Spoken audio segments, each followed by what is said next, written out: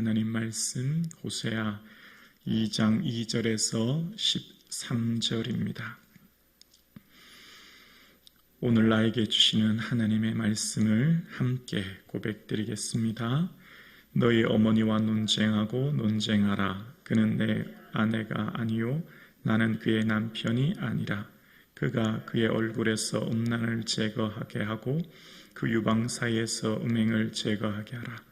그렇지 아니하면 내가 그를 벌겨벗겨서 그 나던 날과 같게 할 것이요 그로 광야같이 하게 되며 마른 땅같이 되게 하여 목말라 죽게 할 것이며 내가 그의 자녀를 긍휼히 여기지 아니하리니 이는 그들이 음란한 자식들임이니라. 그들의 어머니는 음행하였고 그들을 임신했던 자는 부끄러운 일을 행하였나니 이는 그가 이르기를 나는 나를 사랑하는 자들을 따르리니 그들이 내 떡과 내 물과 내 양털과 내 삶과 내 기름과 내 술들을 내게 준다 하였음이라. 그러므로 내가 가시로 그 길을 막으며 담을 쌓아 그로 그 길을 찾지 못하게 하리니 그가 그 사랑하는 자를 따라갈지라도 미치지 못하며 그들을 찾을지라도 만나지 못할 것이라. 그제야 그가 이르기를 내가 본 남편에게로 돌아가리니 그때 내 형편이 지금보다 나았음이라 하리라. 곡식과 새 포도주와 기름은 내가 그에게 준 것이오늘 그들이 바알을 위하여 쓴 은과 금도 내가 그에게 더하여 준 것이거늘 그가 알지 못하는도다. 그러므로 내가 내 곡식을 그것이 익을 계절에 도로 찾으며 내가 내 새 포도주를 그것이 맡을 시기에 도로 찾으며 또 그들의 벌거벗은 몸을 가릴 내 양털과 내 삶을 빼앗으리라. 이제 내가 그 수치를 그 사랑하는 자의 눈앞에서 드러내리니 그를 내 손에서 건져낼 사람이 없으리라. 내가 그의 모든 희락과 절기와 월삭과 안식일과 모든 명절을 폐하겠고 그가 전에 이르기를 이것은 나를 사랑하는 자들이 내게 준 값이라 하던 그 포도나무와 무화과를 거칠게 하여 숯불이 되게 하며 들짐승이 먹게 하리라. 그가 그 귀고리와 폐물로 장식하고 그가 사랑하는 자를 따라가서 나를 잊어버리고 향을 살라 바알을 섬긴 시대로 내가 그에게 벌을 주리라. 여호와의 말씀이니라. 아멘. 오늘 이 하루 예수님이 주시는 평강과 은혜가 충만하기를 주님의 이름으로 축복합니다. 아멘. 호세아를 보면 회복과 심판이 계속해서 반복해서 등장하는 것을 보게 됩니다. 한 번은 하나님께서 심판하셨다가 또다시 하나님께서 회복하시는, 그러니까 호세아 1장 전반부에 보면 하나님이 심판의 얘기를 하셨다가 너희는 이스라엘이야 내가 흩어버릴 거야. 너희는 로루하마야 내 백성이 아니야. 너희는 로암미야 내 백성이 아니야. 이렇게 심판하셨다가 그러나 라고 하시면서 다시 내 백성이야. 너희는 살아계신 하나님의 아들들이야. 이렇게 하시면서 회복을 하시는 거예요. 왜 그럴까요? 하나님은 이렇게 좀 변덕스러운 하나님일까요? 왜 하나님은 회복과 심판이 호세아에서 계속 번갈아 등장할까요? 그 중심을 보아야 되는데요. 하나님의 그 본 마음을 기억해야 됩니다. 죄악 가운데 있는 이스라엘을 여전히 사랑하시는 하나님의 마음을 기억하라는 겁니다. 자식이 잘못해서 매질해서 혼내서 종아리를 때렸는데 밤에 잘 때 어머니가 조심스럽게 와서 종아리에 약을 발라주시는 그 사랑처럼 잘못해서 혼을 냈지만 때로 다시 돌아오도록 기다리시고 하나님의 변함없는 인애, 그 헤세드의 사랑을 호세아를 통해 끊임없이 이야기하시는 거지요. 그래서 심판과 회복이 끊임없이 등장하는데요. 오늘 이 2장에서는 기억해야 될 것이 있습니다. 2장의 구조를 보면 어머니는 이스라엘, 아버지는 하나님, 자식은 이스라엘 백성이에요. 또다시 보면 아내는 이스라엘, 남편은 하나님, 자녀는 이스라엘. 그 구조가 등장하는 겁니다. 그러니까 오늘 본문 2장 2절에 너희 어머니라는 표현이 등장합니다. 2절에 보면 너희 어머니와 논쟁하고 논쟁하라. 여기 어머니는 이스라엘을 말하는 겁니다. 이스라엘을 논쟁하라, 고발하라. 마치 법정에서 호세아가 법정에서 아내를 고발하는 듯한 표현이 등장하는데 2장 2절을 다시 볼게요. 너희 어머니와 논쟁하고 논쟁하라. 그는 내 아내가 아니요 나는 그의 남편이 아니라. 자, 여기서 아내는 이스라엘이고 남편은 다시 하나님이 되는 겁니다. 이사야 54장 5절에 보면 하나님을 내 남편이라 라고 하는 표현이 등장해요. 이스라엘에게 하나님은 누구라고요? 남편이에요. 부부 사이인 거죠. 부부 사이 제일 중요한 것은 순결인 거잖아요. 그런데 여기서 이제 이 호세아에서 표현하는 음란이라는 표현은 우상숭배, 특히 바알을 향한 우상숭배입니다. 그러니까 디블라임의 딸 고벨인데 디블라임이라고 하는 것은 무화과 떡을 말하는 거거든요. 무화과 떡이라고 하는 것은 이 고멜이 이방의 신전 여인에 속한 여인이라는 뜻을 의미하는 겁니다. 신전 창기를 이야기하는 건데요. 이때 당시 왕을 비롯해서 많은 백성들이 이 바알이라고 하는 원어의 뜻은 주인이라는 뜻인데 바알은 비를 주관하는 신입니다. 그래서 풍요의 신이에요. 그래서 이 바알 신전에 복채를 주고 바알의 창기들과 성적 관계를 맺고 난 후에 농장에서 씨를 뿌리면 풍요가 온다, 번성하게 된다, 그런 믿음이 있어서 사람들이 그런 의식을 행하게 됐고, 그러니까 지금 이 여로보암 2세 이 통치 시대는 솔로몬 왕의 영토를 확장하고 회복하고 또 풍요로운 시대, 풍요가 극에 달한 시대. 그러니까 모든 백성들이 삶이 안정적이고 풍요로운 시대인데 그걸 다 누가 줬다고 생각했다고요? 바알이 줬다고 생각하는 겁니다. 그런 시대에 하나님이 통탄하면서 말씀하시는 게 오늘 본문이에요. 그래서 오늘 본문 3절에 보면 음란을 제거하라, 우상숭배를 제거하라고 하셨고 3절에 보면 그렇지 아니하면 내가 그를 벌거벗겨서 그 나던 날과 같게 할 것이요 그로 광야 같게 하며 마른 땅같이 되게 하며 목말라 죽게 할 것이라. 뭐죠? 심판할 거라는 거예요. 돌아오라는 거죠. 회개하라고 하셨죠. 그리고 4절이요 내가 그의 자녀들을 궁일이 여기지 아니하리니 이는 그들이 음란한 자식들임이니라. 이스라엘이 계속해서 바알을 섬기고 우상을 섬기게 되면 그 후손의 자녀들을 더 이상 궁휼히 여기지 않을 거야. 이후에 아수르의 포로로 될 것을 미리 예고하시는 거예요. 그러면서 5절을 볼게요.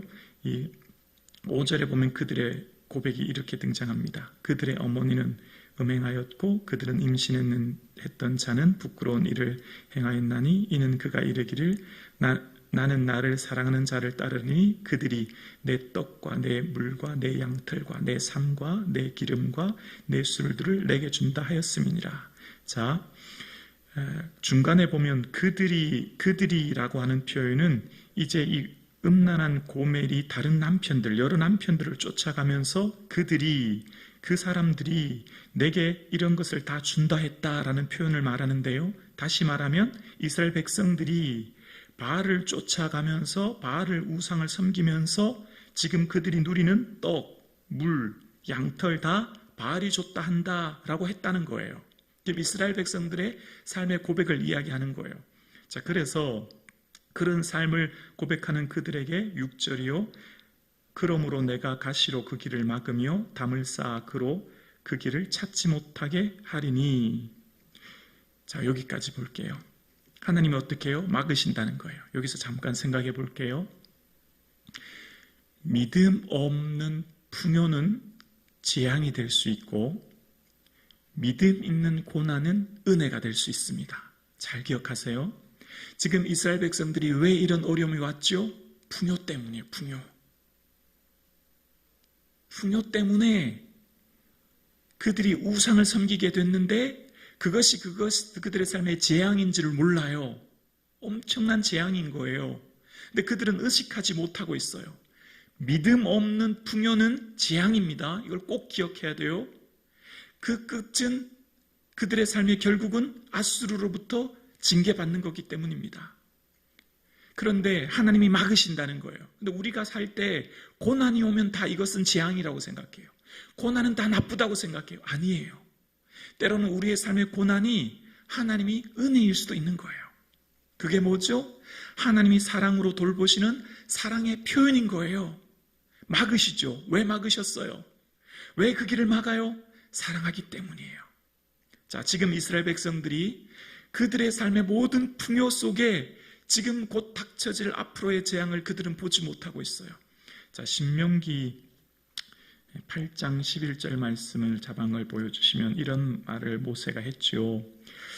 내가 오늘 내게 명령하는 여호와의 명령과 법도와 규례를 지키지 아니하고 내가 여호와를 잊어버리지 않도록 삼가라. 잊어버리지 말라는 거예요. 왜냐하면 12절이요.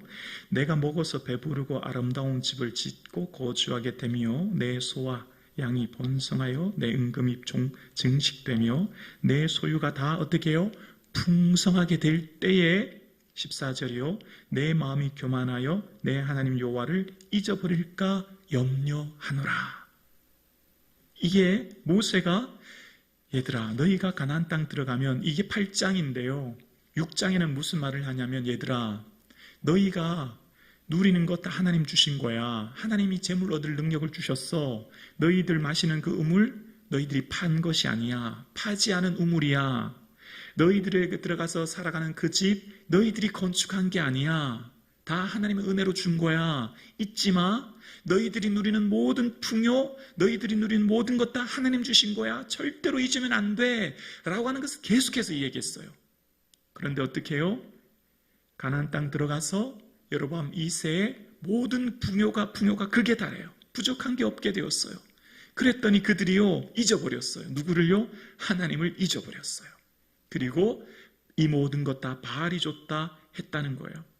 그래서 하나님께서는 결국 어떻게 해요? 그 길을 막으신다고 하시면서 7절을 볼게요. 2장 7절이요.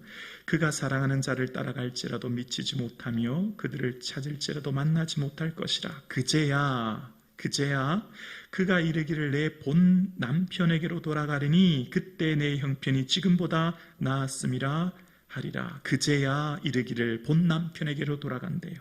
나중에 아수르로 인하여 나라가 멸망한 후에 그제서야 본 남편인 하나님께로 돌아가면서 기억하게 될 거야.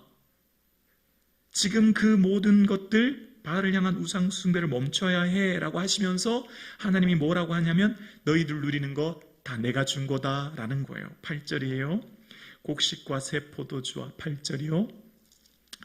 곡식과 새 포도주와 기름은 내가 그에게 준 것이오늘 그들이 바알을 위하여 쓴 은과 금도 내가 그에게 더하여 준 것이오늘 그가 알지 못하도다. 그들이 지금 바알을 향한 우상 숭배를 향해 하는 모든 제사들, 디블라임, 무화과 떡, 그들이 먹는 모든 것들 다 누가 준 거라고요? 하나님 준 건데, 내가 준 건데 너희들 지금 누구한테 고맙다고 하니? 너희들 지금 착각하고 있구나. 너희들 지금 나를 잊어버렸구나. 믿음 없는 풍요는 재앙입니다. 결코 그것이 축복이 아니에요. 그래서 어떻게 된다고요? 9절이요. 그러므로 내가 내 곡식을 그것이 익을 계절에 도로 찾으며 내가 내 새 포도주를 그것이 맛들시게 도로 찾으며 또 그들의 벌거벗은 몸을 가릴 때 양털과 내 삶을 빼앗으리라. 도로 다 찾아버릴 거라는 거예요. 너희들이 내가 준 걸 잊지 않고 잊어버렸구나. 그것을 인하여서 내가 준 것이라고 깨닫지 못하고 있구나. 내가 다 도로 찾아버릴 거야. 왜요? 그들의 삶이 지금 뭐라고 했죠? 12절 볼게요. 12절에 이렇게 말했습니다. 그가 다 빼앗은 뒤에 그들이 하나님 말씀하시는 거예요. 그가 전에 이르기를 이것은 나를 사랑하는 자들이 내게 준 값이라 하던 그 포도나무와 무화과 나무를 거칠게 하여 수풀이 되게 하며 들짐승이 먹게 하리라. 나를 사랑하는 자들이 내게 준 값이래요. 조금 전에 그들이 라고 했죠. 그들이 내게 줬다고 고멜이 여러 남편들을 쫓아가면서 줬다고 했던 것들, 그러니까 이스라엘이 지금 바알이 줬다고 했던 것들, 그 값을 말하는 겁니다. 바알이 준 값이라고 이야기한다는 거예요. 그것들로 인해서 결국은 너희들이 그 무화과 나무와 포도나무가 거칠되고 그 땅이 멸망하게 될 거야. 13절입니다.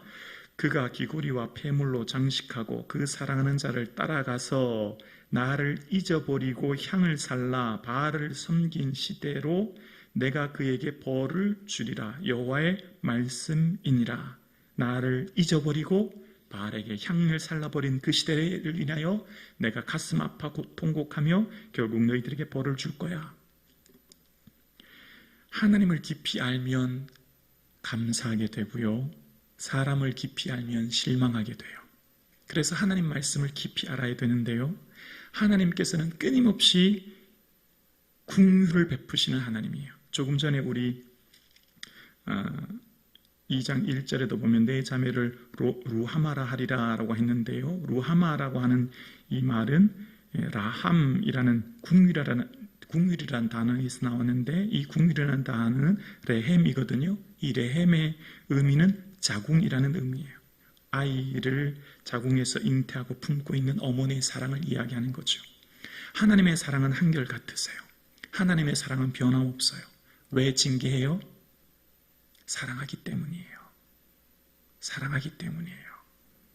그냥 두면 끊임없이 바알에게 우상 숭배함으로 그들의 삶이 결국은 몰락하니까 돌아오라는 거죠. 히브리서 2장 1절 말씀 볼까요? 보여주실래요?